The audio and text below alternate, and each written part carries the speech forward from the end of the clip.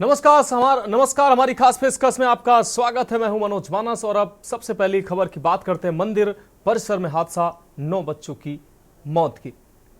आपको बता दें, मध्य प्रदेश के सागर में रविवार को एक बड़ा हादसा हो गया है, जिसमें मंदिर के पास की दीवार गिरने से करीब 9 बच्चों की दुखद मौत हो गई। मृतकों की उम्र 9 से 19 साल के बीच बताई जा रही है। वहीं 4 बच्चे घायल भी हुए हैं, जिनकी हालत अभी गंभीर बनी हुई है। यह घटना सनोदा थाना क्षेत्र की बताई जा रही है। शाहपुर के हरदौल मंदिर में शिवलिंग निर्माण और भागवत कथा का आयोजन हो रहा था। सुबह करीब 10 बजे पार्थिव शिवलिंग निर्माण का जो कार्यक्रम चल रहा था। रविवार की छुट्टी होने के चलते शिवलिंग बनाने के लिए बच्चे भी वहां पहुंचे थे। उसको देखने के लिए उत्सुकतावश अक्सर बच्चे पहुंचते हैं। जिस जगह बच्चे बैठकर शिवलिंग बना रहे थे, वहीं मंदिर परिसर के बगल वाली दीवार भरभरा कर गिर गई, जिसमें कुछ बच्चे दब गए। जेसीबी से मलबा हटाकर 100 और घायल बच्चों को बाहर निकाला गया। दीवार करीब 50 साल पुरानी बताई जा रही है। तो ये बड़ी और दुखद घटना सामने आई है, जिसमें 9 बच्चों की जान चली गई, जबकि 4 से 5 बच्चे घायल भी बताए जा रहे हैं। आपको बता दें, बच्चों की दबकर मौत होने से हड़कंप मच गया। एमपी के सागर में यह बड़ा हादसा हुआ है। मंदिर परिसर में 50 साल पुरानी ये दीवार गिरी है।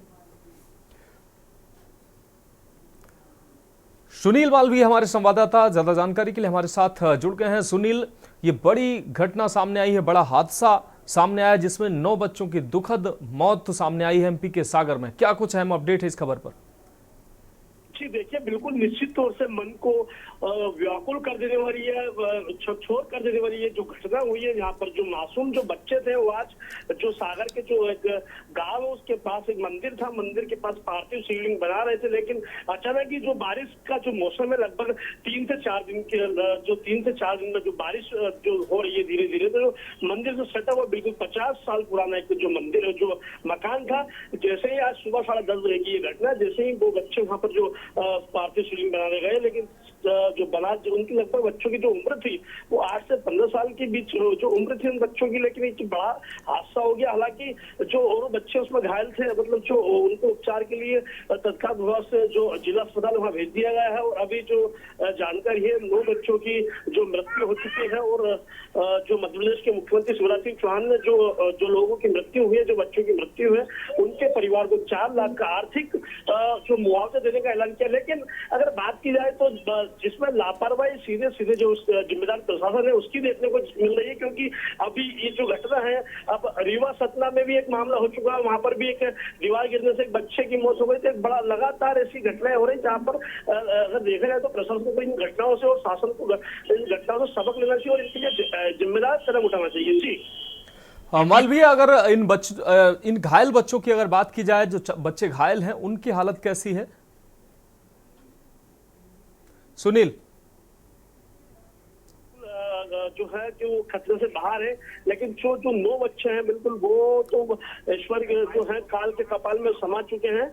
और अब जो घायल बच्चे हैं उनके लिए पूरी जो प्रशासन है, शासन है, पूरा प्रशासन लग गया उनके उपचार के लिए और उन लोगों को उपचार दिया जा रहा है। जी हाँ, निश्चित रूप से सुनील मालवीय, इस तमाम जानकारी के लिए आपका बहुत शुक्रिया। तो आपको बता दें, 9 बच्चों की दुखद मौत तो सामने आई है। ये बड़ी दुर्घटना हुई है और बच्चों की मौत से जहां परिजनों का रो रो कर बुरा हाल है, इलाके में हड़कंप मच गया। इस बड़ी घटना के बाद 50 साल पुरानी दीवार जो मंदिर परिसर की थी वो गिरी है। 4 बच्चे घायल हैं, जो खतरे से बाहर फिलहाल बताए जा रहे हैं। तो एमपी के सागर में यह बड़ा हादसा हुआ है।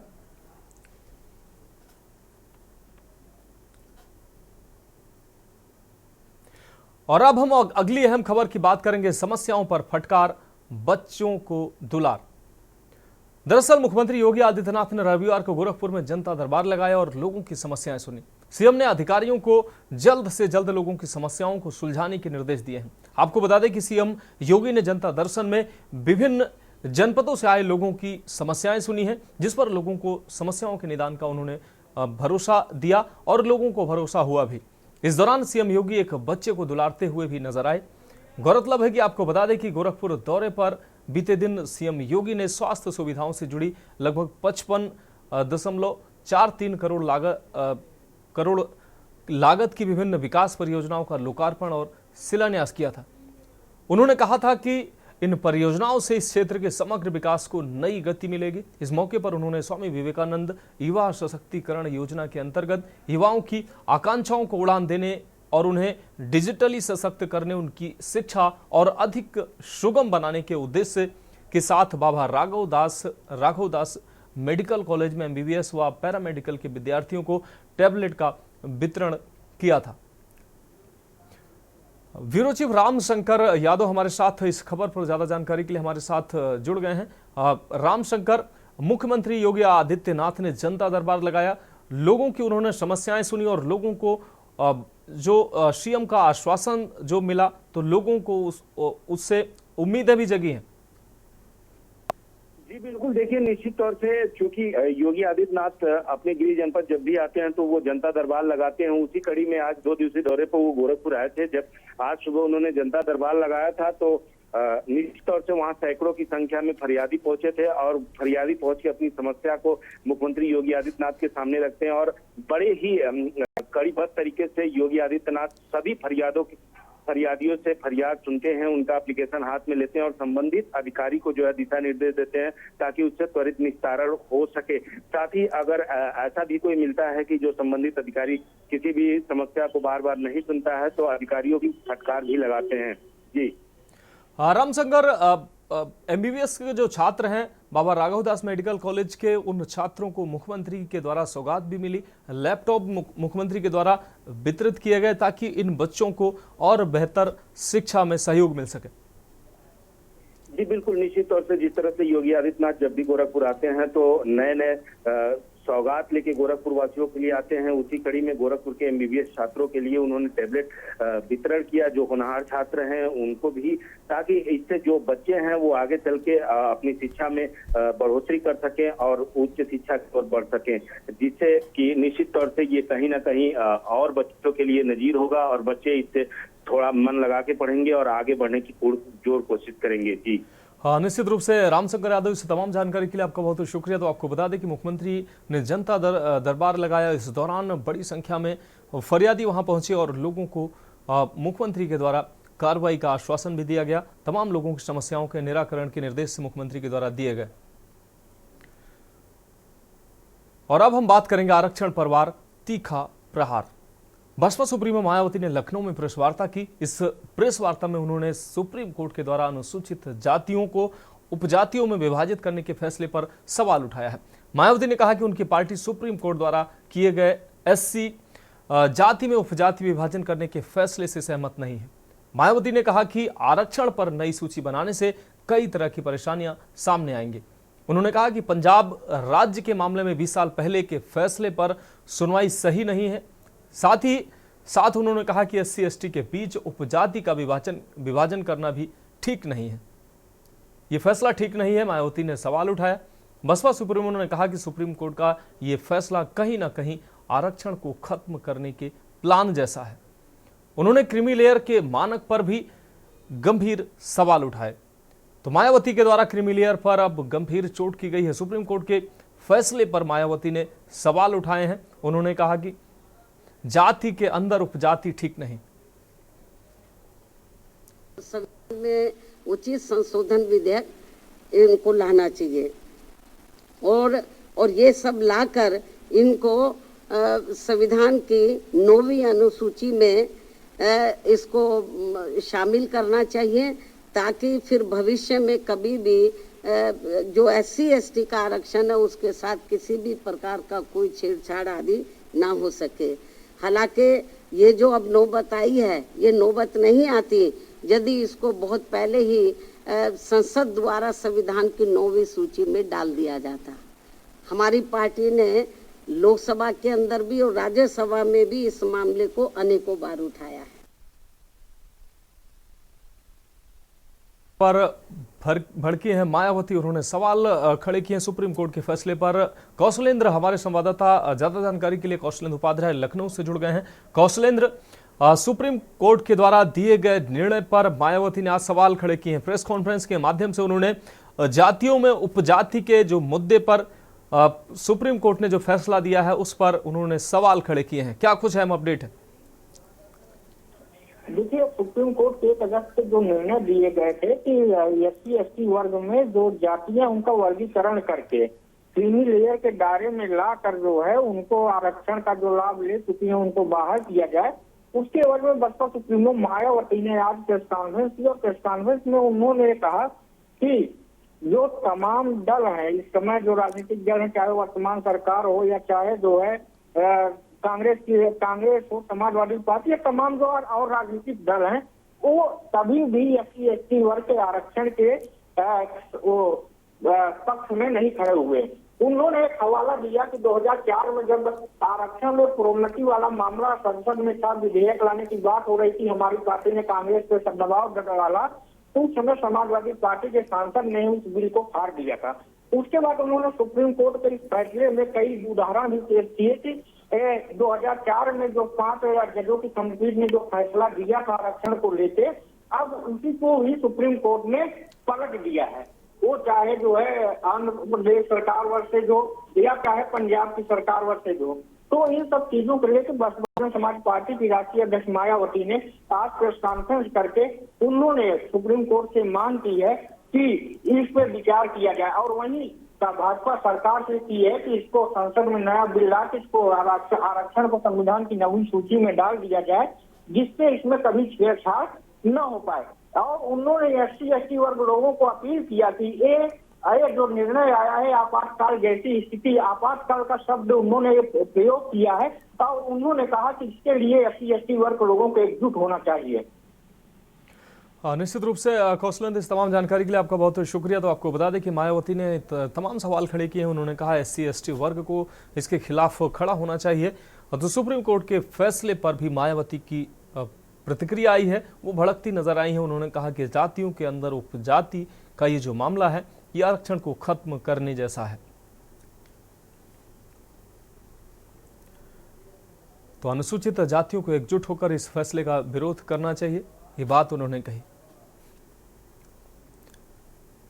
और अब हम बात करेंगे वक्फ बोर्ड पर सवाल और उस सवाल के बाद उस पर होने वाले बवाल की।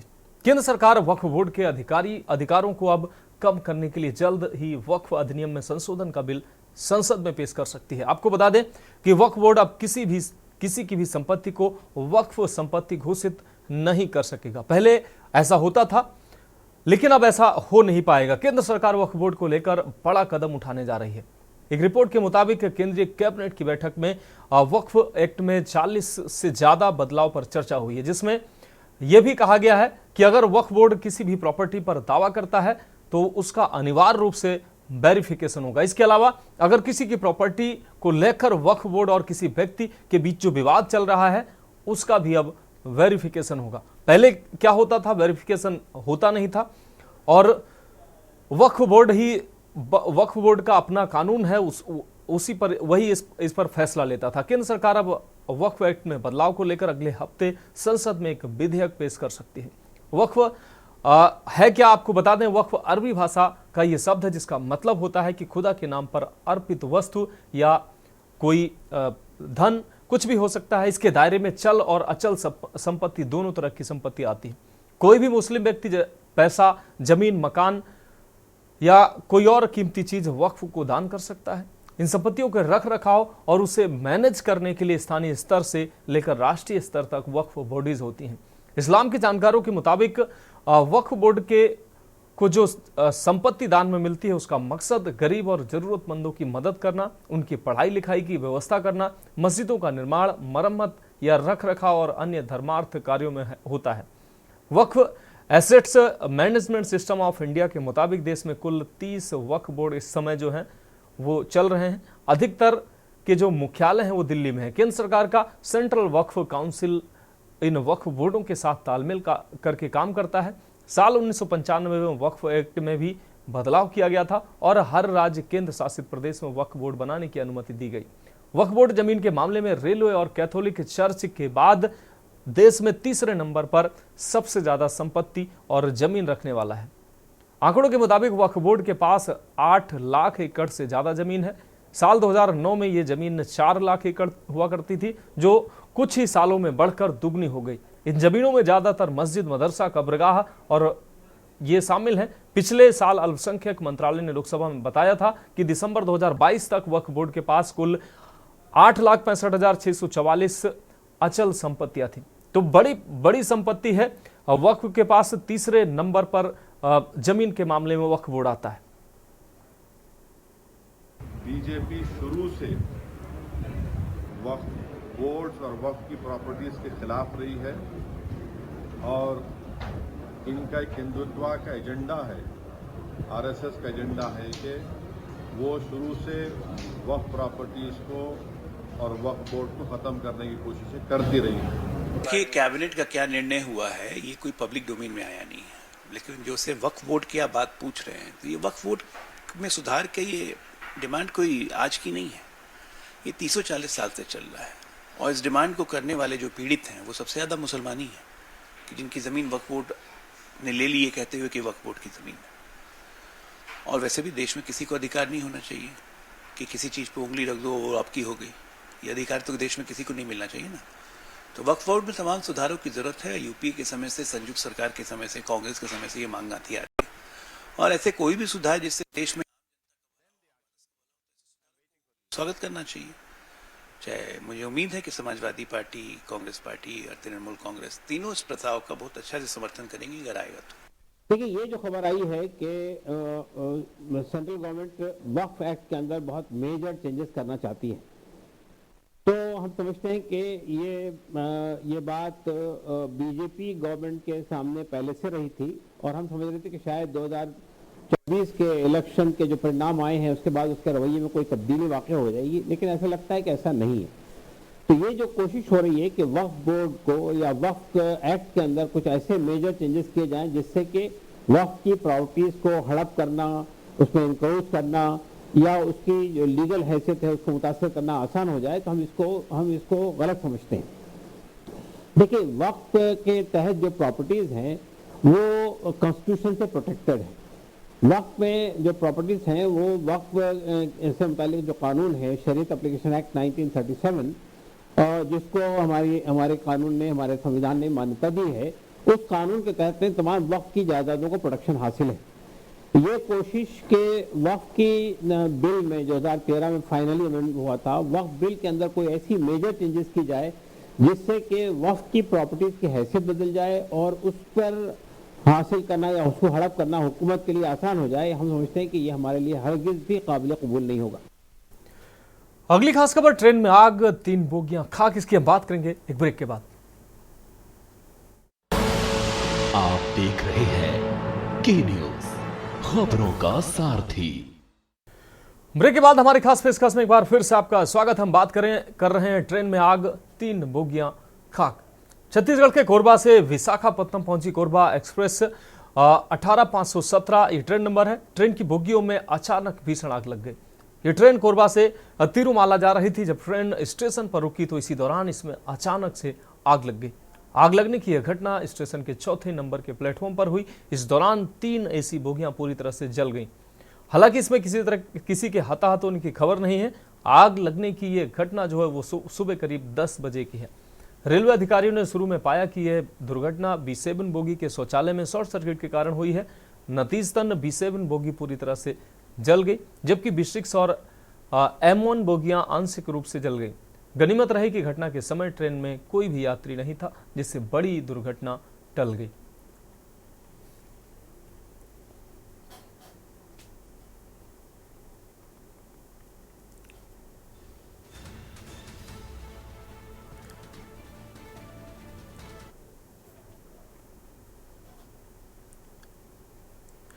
और अब हम बात करेंगे, डरा रहा है गंगा यमुना का जल स्तर। उत्तर प्रदेश के प्रयागराज में गंगा और यमुना नदी उफान पर है, जिससे 2025 में होने वाले महाकुंभ की तैयारियों पर भी अब असर पड़ता दिख रहा है। प्रयागराज में न केवल शहर बल्कि उत्तराखंड के ऊपरी इलाकों में हुई भारी बारिश की वजह से गंगा और यमुना नदियों में पानी जो है अचानक बढ़ गया है। ये रिपोर्ट देखिए। उत्तर प्रदेश प्रयागराज में न केवल शहर बल्कि उत्तराखंड के ऊपरी इलाकों में हुई भारी बारिश की वजह से गंगा और यमुना नदियों में पानी अचानक बढ़ गया है। प्रयागराज में गंगा के किनारे पर रहने वाले लोगों का कहना है कि दोनों नदियों में जल स्तर लगातार बढ़ रहा है, जिससे से निचले इलाकों में रहने वाले लोगों के लिए बाढ़ का खतरा पैदा हो गया है।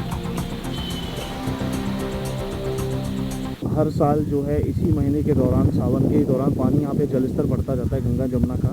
और जब जो कछारी क्षेत्रों में, जो निचले स्तर क्षेत्रों में जो लोग रहते हैं, वहाँ उनके घरों में या उनके एरियाज में पानी भर जाता है, जिसकी वजह से उन्हें बड़ी समस्या का सामना करना पड़ता है। और ये हर साल होता है। तो ये ये प्रकृति का नियम है या जो भी कह लीजिए, पर समस्या होती है। और अभी जलस्तर और ये बढ़ेगा।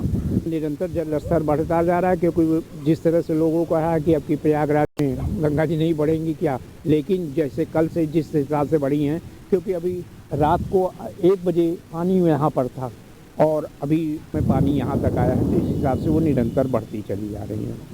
पिछले हफ्ते जलस्तर का जल और कम था, और इस हफ्ते हम देख रहे हैं शनिवार को कि जलस्तर बहुत ज़्यादा तेज़ी से बढ़ रहा है। बस यही लोगों से यही अपील है कि जितने भी जलस्तर के लोग यहाँ पर भी नहा रहे हैं, वो और करीब से ही नहाएं, क्योंकि ना जल के अंदर जाए ना उसमें लापरवाही करें, क्योंकि आए दिन कोई ना कोई कांड जलस्तर में यहाँ होता ही है, क्योंकि लोगों का अप्लाई है। मकान वगैरह, देखिए जो मकान वगैरह डूब जाते हैं, उनसे यही अपील है कि वो सीधा ऊपर की तट पे जाएं, क्योंकि जलस्तर तेज़ी से बढ़ रहा है, क्योंकि 1 घंटे 1.5 घंटे में ही जलस्तर के बाद तेजी से रफ्तार से ही बढ़ रहे हैं। लोगों ने कहा कि गंगा और यमुना में बढ़ते जलस्तर की वजह से साल 2025 में होने वाले महाकुंभ के लिए बनाए जा रहे घाटों का निर्माण कार्य बुरी तरह से प्रभावित हो रहा है।